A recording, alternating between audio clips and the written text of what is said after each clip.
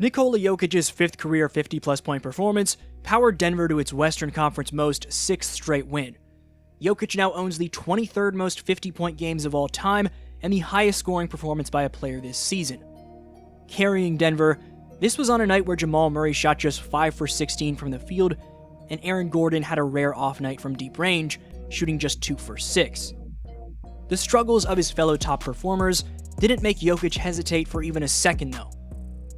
The first quarter saw the NBA's league leader in points per game from the post by far utterly annihilate the Clippers' defense. The 3-time, should be 4 to 5-time league MVP, if we're being honest, established himself down low early and often and proceeded to do what he does best. The opening frame saw Jokic score 25 of the Nuggets' 39 points, as whether he was drop-stepping in for overpowering finishes, hitting face-up jumpers in his opponent's grill, or pick and pop into space the floor, Nikola looked as fresh as ever. The craziest part about Jokic looking like he did is the fact that the Nuggets were on the second night of a back-to-back. One of the primary ways Coach David Adelman and the Nuggets coaching staff are keeping Jokic fresh is how they're managing his minutes. Jokic is averaging just 33.9 minutes per game this season, albeit through just 11 outings, but that's almost 3 less minutes per game than he played in 2024-25. For allowing Jokic to be able to play that many less minutes on average that he played last season, we have to give a quick shout out to Jonas Valanciunas. Valanciunas is providing instant offense off the pine, as the 14-year veteran and former Toronto Raptor has been vital to both Jokic's and the Nuggets' success. Denver's 9-2, in large part due to how Valanciunas is providing what Nikola does minus the passing when Jokic sits. If you say to that, DFlow, Jonas is only averaging 8.9 points. What do you mean he's providing what Jokic does? To that, I'd say Valanciunas is only playing 12.6 minutes per game, and when you look at his stats per 36 minutes, the numbers tell another story. Because per 36, Nuggets president Josh Kroenke's savvy summer trade pickup of Valanciunas is giving Denver 25.4 points, 13.7 rebounds, and 2.1 blocks per game.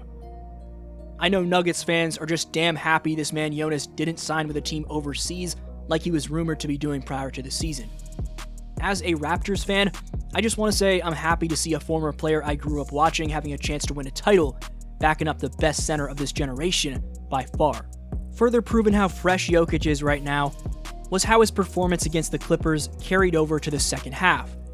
And remember, the Nuggets were on the second night of a doubleheader. No longer a young player in the league, Jokic is going to be 31 in February, and while that's considered around the prime of an athlete's career, Nikola has 11 NBA seasons under his belt and 756 games of regular season mileage racked up. That doesn't even include the playoffs. Yet Joker's stamina doesn't wear down to a drastic degree as a game progresses. Some of that is due to his minutes being down, as we talked about, and the rest of it is due to Jokic being underrated in terms of his conditioning. How his first half performance carried over into the final 24 minutes against LA was very telling. Jokic scored 6 straight points in the third quarter, not once, but twice, as he really put the Nuggets on his back against the Clippers. In doing so, the Joker made some history, joining some of the greatest players of all time at his position, while also cementing his own name as one of one. First of all, it's more than worth noting, but worth obsessing about the fact that he outscored the entire LA Clippers starting 5 by himself.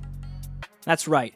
For Coach Tyronn Lue, John Collins, Derrick Jones Jr., Ivica Zubac, James Harden, and Chris Dunn scored just 54 points combined, while of course by himself, Jokic dropped a monster 55-piece McNuggets. Jokic is just the 4th player ever to score 55-plus points on 78+% shooting from the field, joining fellow legendary big men in Karl Malone, Kevin McHale, and the great Wilt Chamberlain. While he's known as a passing center, Jokic displayed he's an all-time scorer against the Clippers, and over the last 5 games in general, because Jokic owns the highest true shooting percentage of all time over a 5-game span among players averaging 35-plus points per game over that span. Over Denver's 6-game winning streak, Nikola Jokic is averaging an absurd 35.8 points, exactly 12 rebounds, and 11 assists on a mind-boggling 73.9% shooting from the field and 55.6% shooting from deep. This makes the Joker the first player of all time to average a 35-point triple-double while shooting 60% or better across a 6-game span. That is absolutely ridiculous given how efficient he's been while producing those numbers. I mentioned Jokic is known as a passer, and that take isn't a hot one whatsoever. But with how talented he is at scoring the basketball himself, it's no wonder Jokic went off for 55 against the Clippers specifically, especially when you listen to how Coach Tyronn Lue was game planning for him. Here was Ty Lue on how he chose to guard Jokic. Take a listen. Try to double once he got going, but our game plan was to, make him score and just take away his passing, take everybody else out of the game. I thought the first half we did a good job with that. We knew Jamal Murray would be more aggressive in the second half. But I didn't think he would score at 55. He made some threes. He plays like a guard when Zoo is on him, pin downs and all that stuff, which is tough for Zoo to try to navigate through. Then when he goes smaller on him, he just post up. And then so it's just a tough cover, but I didn't think he would get 55. Lue was incredibly stupid not to take Jokic more seriously as a scorer, but passing and leadership-wise, Jokic's historically outrageous assist numbers are one thing, but you can get a sense for how genuinely unselfish Jokic is when he gives answers like this, crediting his teammates for Denver's 9-2 start. What would you say is the biggest difference for this year's team? I know it's only been, 11 games? Because, I'm looking at you last night, and you're on the bench, and your team is extending the lead. Definitely. The bench unit, it's a lot of veterans, a lot of guys who care, who knows how to play those minutes, who knows what their role is.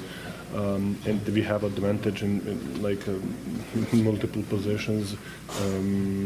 Bruce team and Jonas were kind of the back. Those guys who are the most impactful. Probably they're the guys who are making advantage, and that's why they give us calmness.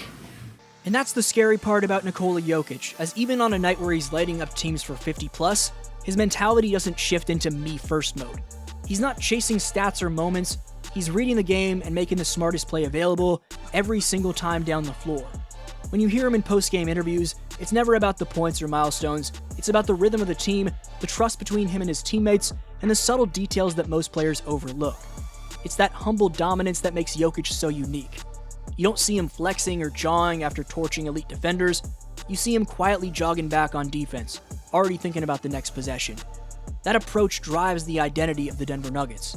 The Nuggets flow like a team that's been together forever, and it starts with the tone Jokic sets. When your best player plays without ego, everyone else follows suit, and that's what separates Denver from other challengers in the league. As the season rolls deeper into November, Denver's cohesion and composure are starting to mirror their 2023 championship run form, only now with a refreshed look. With Jokic anchoring things, the supporting cast has adjusted around him, but Jamal Murray remains the trusted secondary creator, Aaron Gordon is still a high-volume threat, and newly elevated role players like Christian Braun, Peyton Watson, Cameron Johnson, Bruce Brown, and Tim Hardaway Jr. bring fresh energy and depth. When you combine that depth with Jokic's sustained brilliance, after all, the roster's been retooled, but the core remains elite. You get a team that doesn't just win games, it controls them. And if Jokic keeps playing at this level, and the supporting cast keeps stepping up, the MVP bar discussion might already be over before it even starts.